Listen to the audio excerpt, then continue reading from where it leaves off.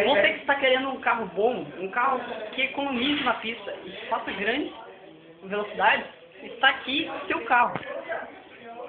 Aproveite ele. Agora vamos ver como ele anda com velocidade, vai.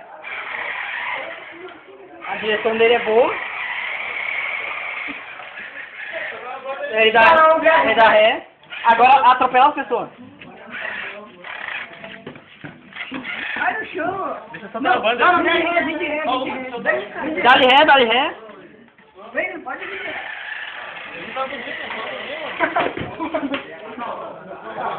Morreu. Morreu. Vai. Caiu de lá. Um carro bom.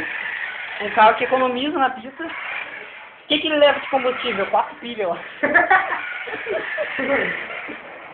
Ele é resistente, ó. Quer ver? Ele vai bater no meu pé.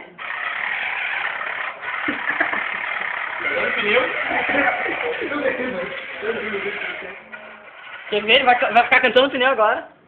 Te liga, ó. Para, desgraçado. Não tá cantando. Agora você vai cantar, filho da puta. Canta o pneu. Vai, se levantar, você roda. Agora ele tá andando. Ah, já era a bateria.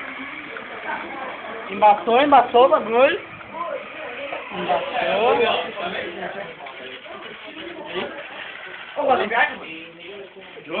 Agora, pra te mostrar que o carro tem uma duração de 2 minutos. Já era, meu. Tchau. Tô na mão mesmo.